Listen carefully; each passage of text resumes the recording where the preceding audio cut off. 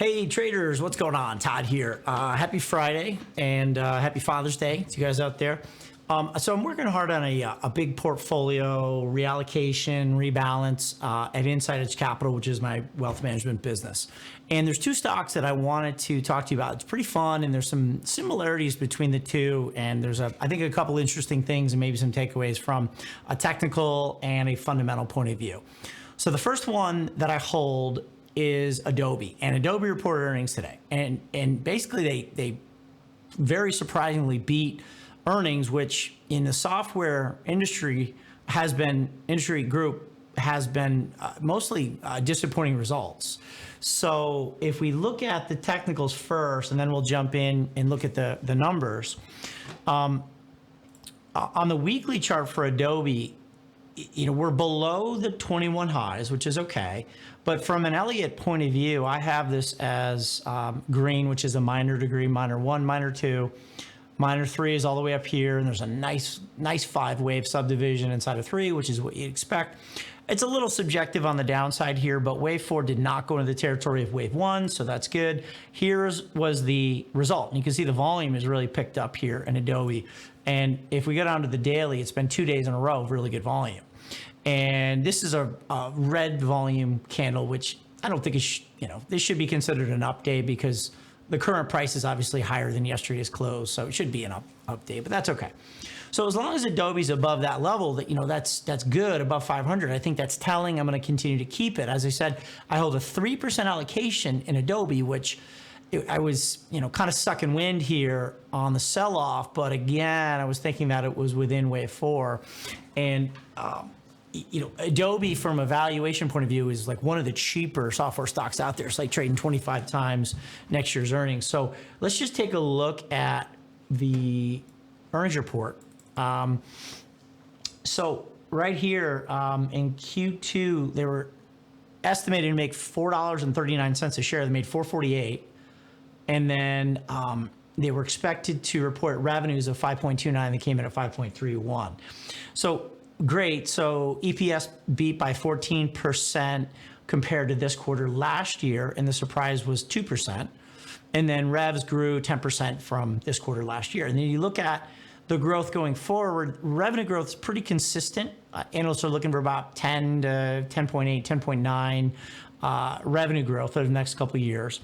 And then the EPS growth is expected to continue up as well. So, 10, 8, 10%, making $4.52 a share, $4.65, $4.95. So not blowing the doors off, but you could definitely find better expected growth in other names out there.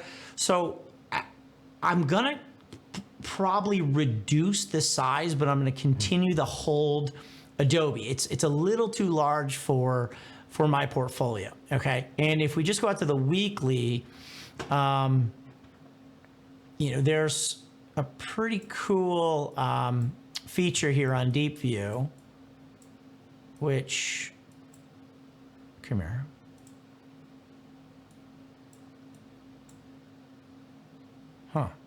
I'm not that good with it yet. I'm still learning. I'm sure there's an adjustment.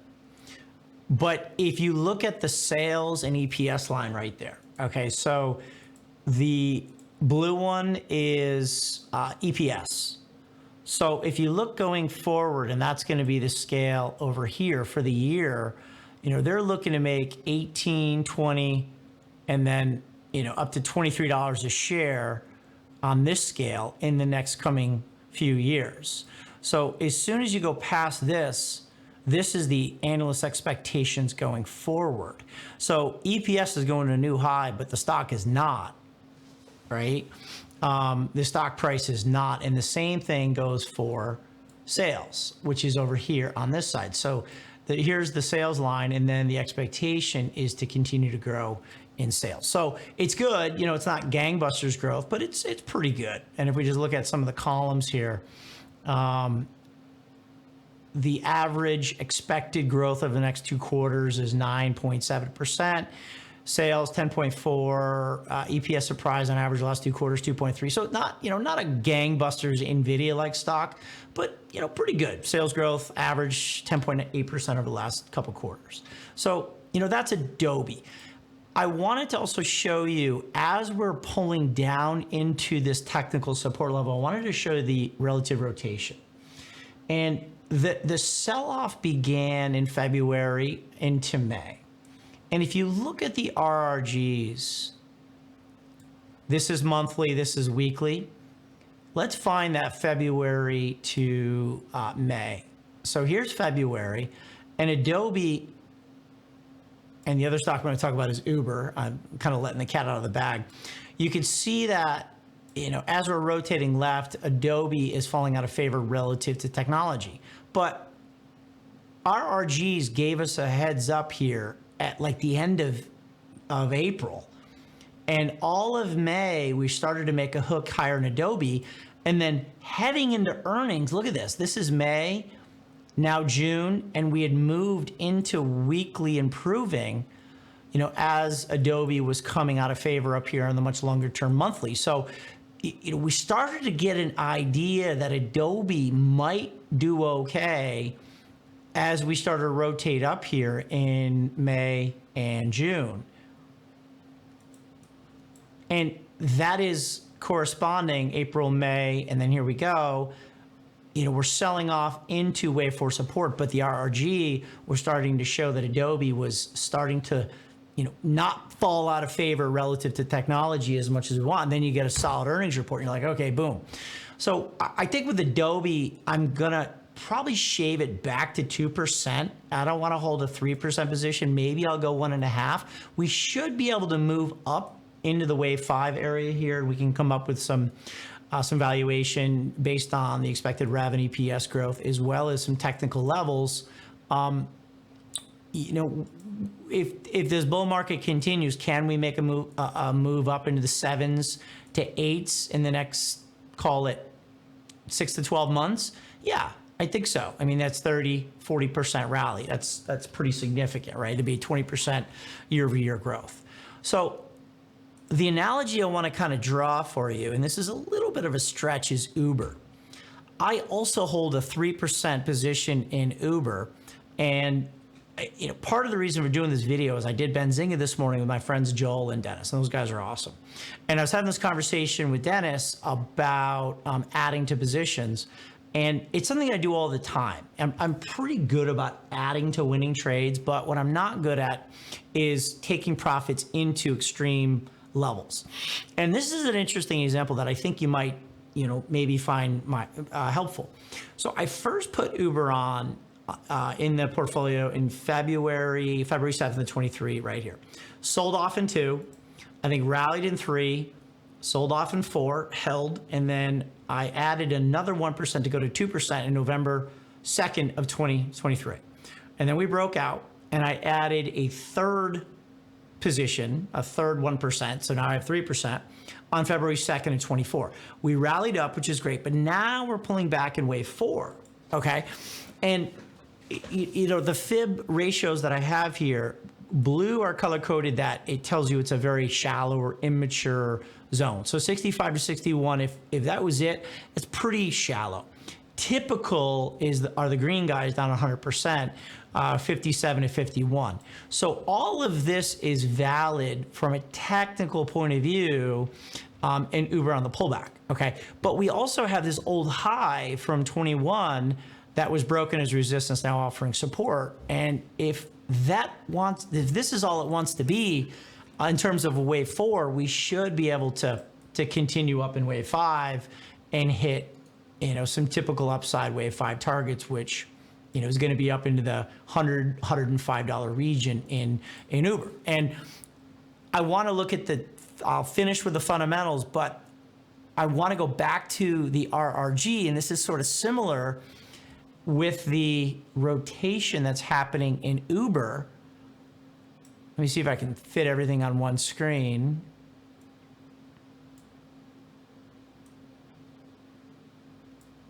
Okay, so remember when Adobe was pulling back into support, but before it hit support, it started turning up? Here's Uber, which is also rotating out. And Uber had a bad last quarter. And I want to show you the fundamentals on that and where the expected growth and EPS is for sales and EPS for Uber. We haven't gotten the turn yet in Uber. And I'm kind of waiting for this guy to make a hook to the upside. On the monthly, Uber is far to the right than Adobe, so there's a lot more relative strength in Uber than Adobe long term, but Adobe had made the hook up and then crushed earnings. I'm wondering if Uber will make the hook up and then report good earnings. And there's a lot to that Uber story. If we go over here and we look at the earnings, let's go quarterly. Last earnings were right here. And the report, let's go to the daily here. I'm going to go 1D. So they really missed the earnings on Uber, and that was this big volume right here. And it was estimated to make 22 cents, but they lost 32 cents, like huge downside miss. The revenues are expected to be 10.09 billion. They reported 10.13, so they beat there. Okay, and then there was 5 upward revisions on that. So if we look to next quarter, we're looking to go back to 30 cents of EPS. And you can look at where we've been in the past. Loss of 8 cents, made 18, made a dime, made 66, lost 32. And then if we look going forward, where is EPS supposed to be? 30, 35, 46, 44, 52. The revs are also expected to go fairly consistently in the next couple of quarters, 10.5, 10.9, 11.5, 11.7. So if we go out to the annual and we start looking at longer term projections in Uber, you're going to see better expected growth rates in Uber than you are in Adobe.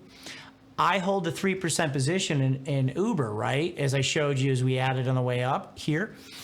When you look at this kind of expectation, 2024, we're only gonna make 85 cents because we had one quarter where there was a 50-cent delta, and that EPS was that last quarter, they had a write down on a bad, unrelated to operations investment.